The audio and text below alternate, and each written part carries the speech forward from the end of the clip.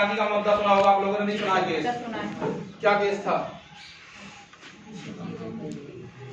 मेनका गांधी के पासपोर्ट को जब्त कर लिया था भारत सरकार ने। मेनका गांधी ने यह कहा था कि हमारे पासपोर्ट को ये जब्त कर रहे हैं, ये हमारे फंडामेंटल राइट का उल्लंघन कर रहे हैं। सुप्रीम कोर्ट में ये केस फाइल किया था। सुप्रीम कोर्ट ने एक्सप्लेन किया था विदेश जाने का अधिकार, मौलिक अधिकार आर्टिकल 21 में ये, ठीक है। तो वो गई थी नहीं गई थी वहां में, विदेश जाने का अधिकार।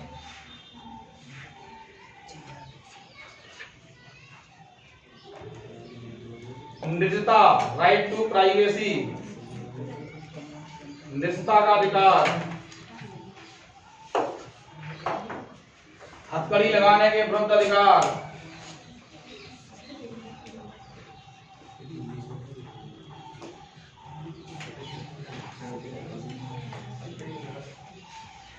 हाँ भैया बताऊंगा अभी क्या स्थिति है, पूरी कंडीशंस क्लियर होंगी आपके सामने, ठीक है। नोट कर लो चाहे तो आप, एक एक करके मैं समझा रहा हूँ आपको।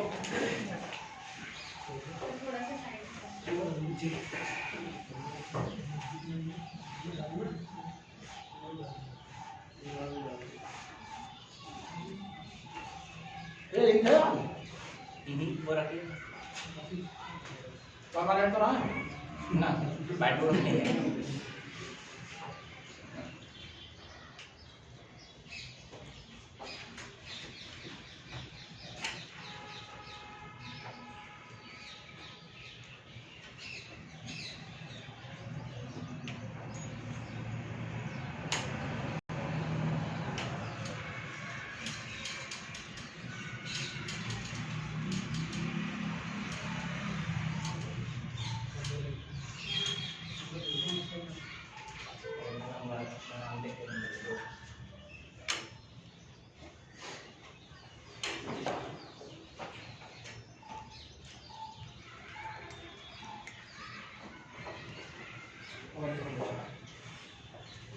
गरिमापूर्ण जीवन जीने का अधिकार, गरिमापूर्ण डिग्निटी, जीवन जीने का अधिकार,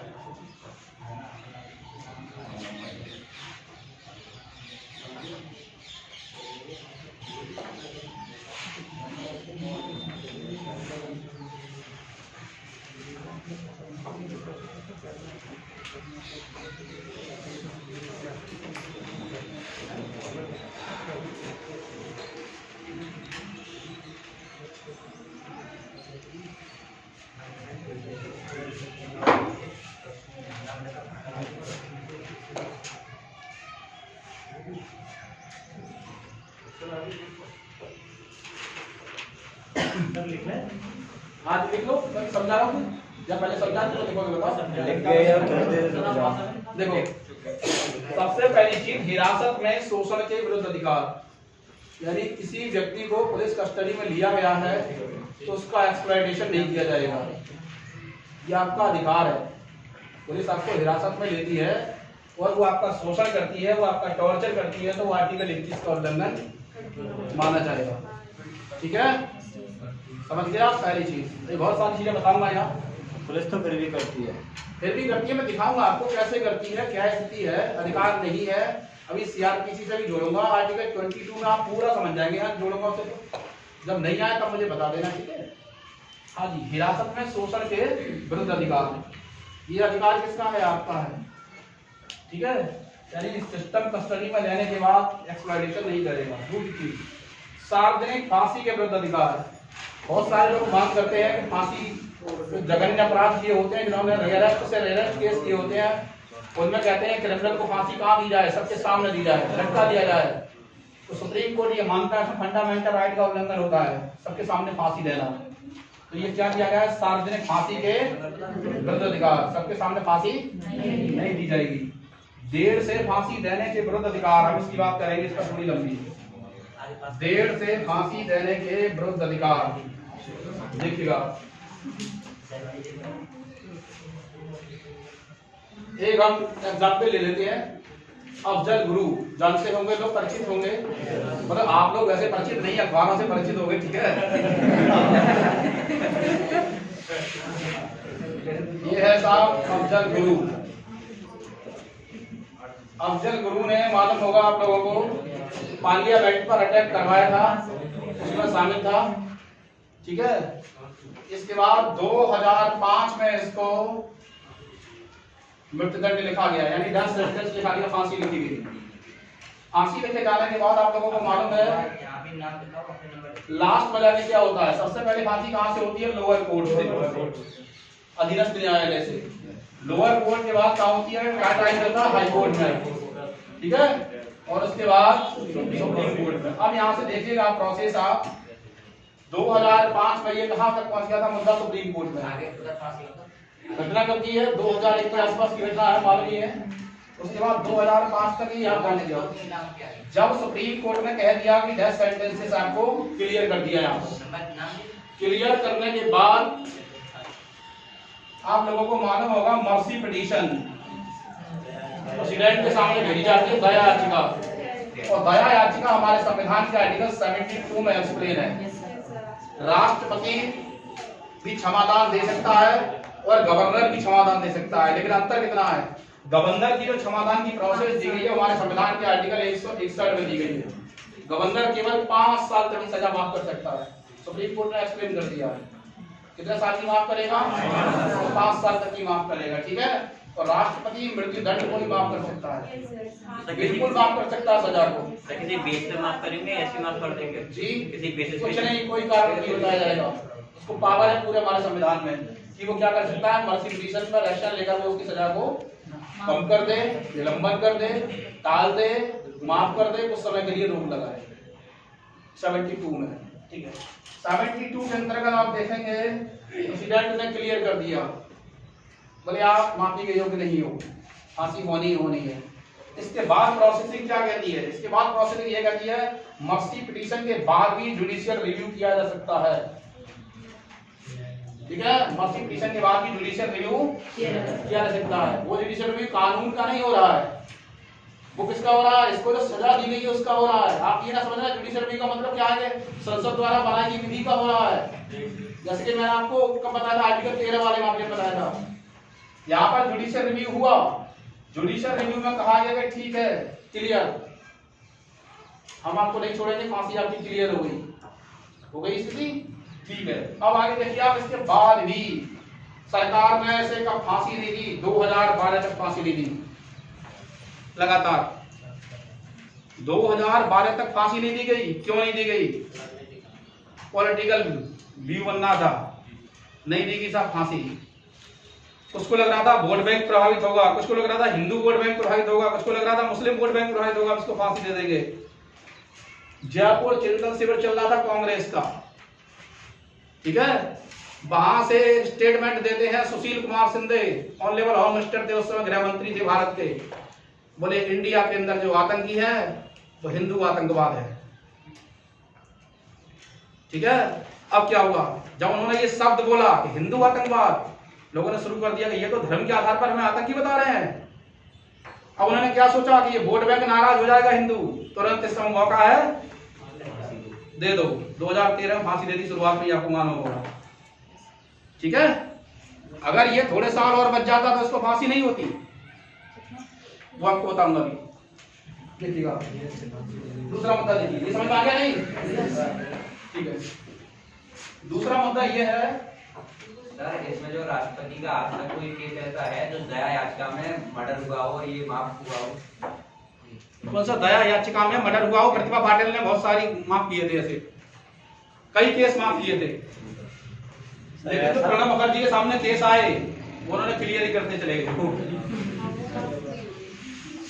अब सुनो अब आगे दूसरा केस देखिए आप यहां से। दूसरा केस 21 मई 1991 को राजीव गांधी की हत्या कर दी गई थी, आप लोगों को मालूम होगा। ठीक है। राजीव गांधी की हत्या करने के बाद एक तो सुसाइड बॉम्बर थी, वो तो वही मर गई, और जो कॉन्स्पायरेटर थे, षड्यंत्रकारी, उनको सबको क्या हुआ, लोअर कोर्ट ने क्या लिखा? फांसी लिखी। लोअर कोर्ट से फांसी लिखने के बाद वो मद्रास हाई कोर्ट गए। मद्रास हाई कोर्ट ने क्या लिखा? उन्हें फांसी लिखी। सुप्रीम कोर्ट गए साहब, सुप्रीम कोर्ट ने फांसी लिखी। मर्सी पिटीशन में फांसी लिख दी गई, क्लियर हो गया। इतनी बात समझ गए सारे लोग? मर्सी पिटीशन के बाद जुडिशियल रिव्यू का क्लियर हो गया, लेकिन बहुत ज्यादा देर हो चुकी थी। इनका डेथ वारंट जारी हो चुका था, बोले ना फांसी होनी है। डेथ वारंट जारी हो चुका, देर हो गई, तो यहाँ सुप्रीम कोर्ट या सुप्रीम कोर्ट या हाई कोर्ट एक एक्शन लेते हैं यहाँ पर। वो देखिएगा उन्होंने क्या किया, डेथ वारंट के खिलाफ मद्रास हाई कोर्ट में फिर चैलेंज दे दिया। भाई डेथ वारंट कौन जारी करता है, क्लियर हो जाती है मामला यहाँ से। जिस कोर्ट ने सबसे पहले से ट्रायल चला था, समझ गया, वहीं से जारी होगा। एक एग्जांपल और लेके बता दूंगा, पूरा क्लियर कर दूंगा, ठीक है? वहीं से। तो इसने क्या किया, डेथ वारंट जारी किया फांसी के लिए, तारीख विस्तृत कर दी। तुरंत अभियुक्त कहां गए, मद्रास हाई कोर्ट गए। किसके, लोअर कोर्ट के डेथ वारंट के खिलाफ। मद्रास हाई कोर्ट ने कहा, क्या कहा, देखिएगा, मद्रास हाई कोर्ट कह रहा है आप किसी व्यक्ति को ऐसा तो नहीं लग रहा हमें दोहरी सजा दे रहे हैं, जो कि आर्टिकल 20 के थर्ड पार्ट का उल्लंघन था। बताया था मैंने आपको, दोहरी सजा का मतलब क्या है। वो कह रहे हैं 20 साल तो इन्होंने सजा काट ली, अब आप मृत्युदंड इन्हें क्यों दे रहे हैं। दूसरी चीज, लोअर कोर्ट से लेकर एंड तक मृत्युदंड लिखा आ रहा है बार बार। इसका मतलब है आप मेंटली ना हरासमेंट कर रहे हैं इनका, ठीक है? मतलब क्या है, सीधे सीधे कि कहीं ना कहीं आप आर्टिकल 20 का भी उल्लंघन कर रहे हो, कहीं ना कहीं आप आर्टिकल 21 का भी उल्लंघन कर रहे हैं, जो मैंने आपके सामने लिखा है, ये क्या, देर से फांसी देने के विरुद्ध अधिकार, ठीक है?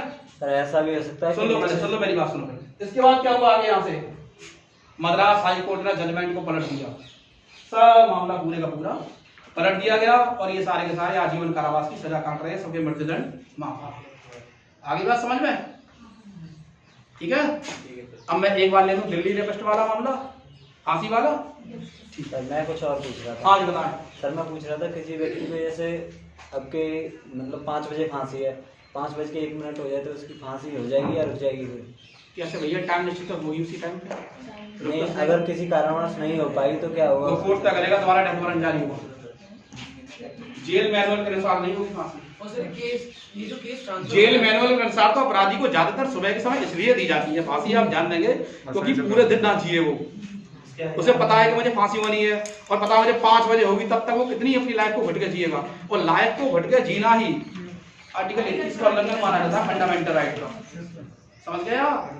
कोई भी क्रिमिनल है, वो अपनी लाइफ को घट के जी रहा है, तो गरिमापूर्ण जीवन जीने के उसके अधिकार को क्या हो रहा है, वो छीना जा रहा है, ठीक है? या तो उसे जल्दी फांसी दे दो आप। अब देखिए आप दिल्ली रेपिस्ट वाला क्या मामला था। सर यहाँ पे ये कोर्ट में, जैसे मद्रास कोर्ट में फिर सुप्रीम कोर्ट में ट्रांसफर हुआ, ये तो जब तक जो पीड़ित है ये तो आप अपील करेगा तो मेरा कोर्ट जो केस है आगे ट्रांसफर हो, ऑटोमेटिकली जा रहा है। रोक दिया मद्रास हाई कोर्ट ने तुरंत। नहीं, उसने दोबारा याचिका दायर करी होगी ना कि सुप्रीम कोर्ट में। हाँ, याचिका दाखिल की थी, तो फिर और कैसे हो जाएगा? तो फिर वो ये कैसे कह सकता है कि मेरी जो इतनी देर तक फांसी रोकी गई, आखिर उसी की मर्जी। उनका वकील बहस करेगा नहीं करेगा, बताओ, मुद्दा देगा नहीं देगा, कोई ना कोई मुद्दा रखेगा, ये बताइए आप।